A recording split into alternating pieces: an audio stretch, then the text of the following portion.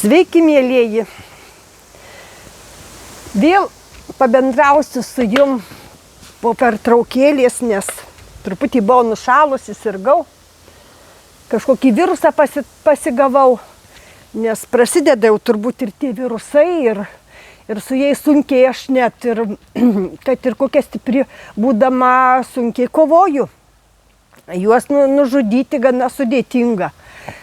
Aš dirbu su žmogaus kūnu, su žmogaus ląstelėm, o virusai tai yra tokie gyvi sutvėrimai, kurie jau jie savo gyvenimą gyvena.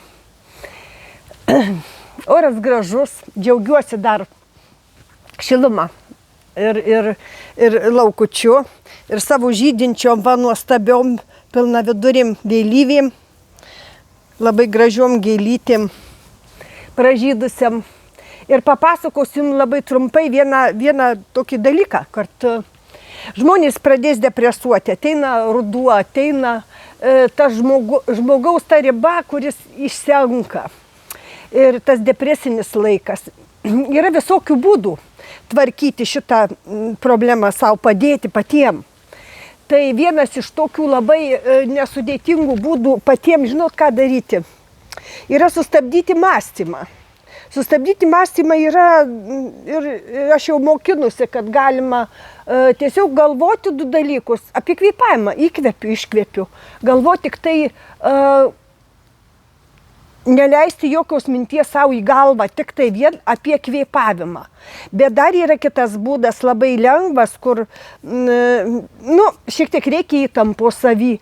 Tiesiog žiūri vieną tašką, pasirinki vieną tašką, žiūri. Mąstymas prasideda tada, kaip šokinėja akiai, žinokit, jūsų.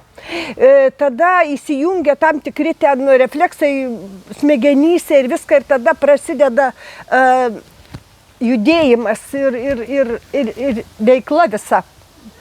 Turi tiesiog žiūrėti į vieną tašką, susikaupkite ir pažiūrėkit vieną tašką.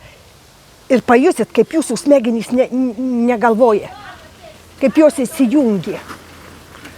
Tiesiog žiūrėkit į vieną tašką ir suprasit, kad mąstymas sustojo. Tai labai paprasta, mielieji. Dėkui, kad esat su manim. Dėkui, kad žiūrit mane, kad prenumeruojat. Aš kiek turėsiu sveikatos ir jėgų, kol aš dar gyva ir pajėgiu, aš su jumis ir dalinsiuosi savo patyrinimais. Kartu pažaisim su tom kortom, nes labai įdomu ir jos nėra toks visai blogas dalykas. Truputį užsivėlins mano įkėlimai.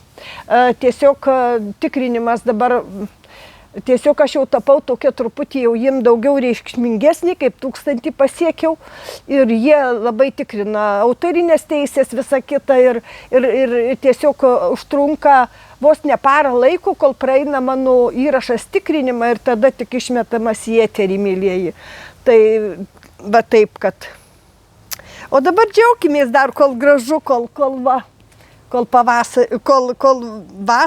vasaro žiedai beveik dar.